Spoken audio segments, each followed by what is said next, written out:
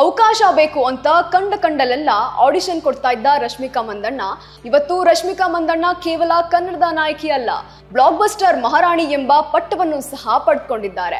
ಇನ್ನು ರಶ್ಮಿಕಾ ಮಂದಣ್ಣ ಹೈದರಾಬಾದ್ನ ಸೊಸೆ ಆಗ್ತಾ ಇದ್ದಾರೆ. ದಿ ಗರ್ಲ್ ಫ್ರೆಂಡ್ ಮೊದಲ ದಿನವೇ ಮುಗಿರಿಸಿ ಬಿದ್ದಿದೆ ಅಂದ್ರೆ ನಿಜಕ್ಕೂ ಆಶ್ಚರ್ಯ. ಹಾಯ್ ಹಲೋ ನಮಸ್ಕಾರ, ಸ್ಪೀಡ್ ಪ್ಲೇಸ್ ಕರ್ನಾಟಕಕ್ಕೆ ಸ್ವಾಗತ. ನಾನು ಸುಷ್ಮಿತಾ ನಟರಾಜ್. 9 ವರ್ಷದ ಹಿಂದೆ ಅವಕಾಶ ಬೇಕು ಅಂತ ಕಂಡಲ್ಲೆಲ್ಲ ಆಡಿಷನ್ ಕೊಡ್ತಾ ಇದ್ದ ರಶ್ಮಿಕಾ ಮಂದಣ್ಣ ಆ ನಂತರ ಈಗೆಲ್ಲ ಬೆಳೆದ್ರು ಅನ್ನೋದನ್ನ ಒಮ್ಮೆ ತಿರುಗಿ ನೋಡಿದ್ರೆ ನಿಜಕ್ಕೂ ಆಶ್ಚರ್ಯ ಆಗುತ್ತೆ. ಕಿರಿಕ್ ಪಾರ್ಟಿ ಎಂಬ ಒಂದೇ ಒಂದು ಚಿತ್ರದ ಅದ್ಭುತವಾದ ಗೆಲುವು ರಶ್ಮಿಕಾ ಮಂದಣ್ಣ ಅವರನ್ನ ಎಲ್ಲಿಂದ ಎಲ್ಲಿಗೋ ಕರೆದೊಯ್ದು ನಿಲ್ಲಿಸಿತ್ತು.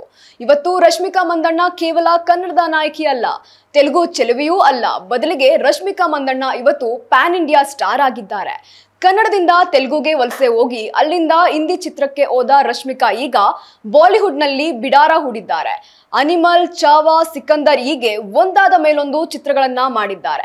ಬ್ಲಾಕ್ ಬಸ್ಟರ್ ಮಹಾರಾಣಿ ಎಂಬ ಪಟ್ಟವನ್ನು ಸಹ ಪಡೆದುಕೊಂಡಿದ್ದಾರೆ.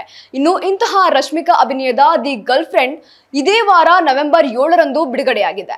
ಸಹಜವಾಗಿ ಈ ಚಿತ್ರದ ಮೇಲೆ ನಿರೀಕ್ಷೆಗಳು ಸಹ ಇತ್ತು, ಯಾಕಂದ್ರೆ ಬಹುದಿನಗಳ ನಂತರ ರಶ್ಮಿಕಾ ಮಾಡಿರುವ ತೆಲುಗು ಸಿನಿಮಾ ಇದು. ಇನ್ನು ರಶ್ಮಿಕಾ ಮಂದಣ್ಣ ಹೈದರಾಬಾದ್ನ ಸೊಸೆ ಆಗ್ತಾ ಇದ್ದಾರೆ. ಎಲ್ಲಕ್ಕಿಂತ ಹೆಚ್ಚಾಗಿ ಆಂಧ್ರದಲ್ಲಿ ಇವರ ಅಭಿಮಾನಿಗಳ ಸಂಖ್ಯೆ ಕೂಡ ಹೆಚ್ಚಿದೆ.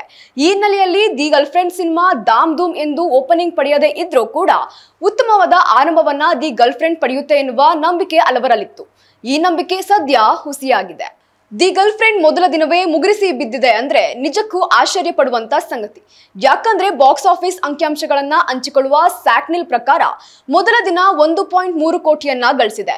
ಆದ್ರೆ ರಶ್ಮಿಕಾ ಮಂದಣ್ಣ ಅವರ ಸ್ಟಾರ್ ಪವರ್ಗೆ ಈ ಗಳಿಕೆ ಕಡಿಮೆ ಎನ್ನುವುದು ಹಲವು ಬಾಕ್ಸ್ ಆಫೀಸ್ ಪಂಡಿತರ ವಾದ. ಯಾಕಂದ್ರೆ ರಶ್ಮಿಕಾ ಮಂದಣ್ಣ ಹಿಂದಿಯಲ್ಲಿ ಮಾಡಿದ ಮೊದಲ ಚಿತ್ರ ಗುಡ್ ಬಾಯ್ ನ ಹೊರತುಪಡಿಸಿದ್ರೆ ಇವರ ಬೇರೆ ಯಾವ ಚಿತ್ರ ಕೂಡ ಇಷ್ಟೊಂದು ಕಡಿಮೆ ಹಣವನ್ನ ಗಳಿಸಿರ್ಲಿಲ್ಲ. ಇನ್ನು ರಶ್ಮಿಕಾ ಮಂದಣ್ಣ ಅವರನ್ನ ನೋಡಲೆಂದೇ ಹಲವರು ಚಿತ್ರಮಂದಿರಕ್ಕೆ ಈ ಹಿಂದೆ ಹೋದ ಉದಾಹರಣೆಗಳು ಸಹ ಇವೆ.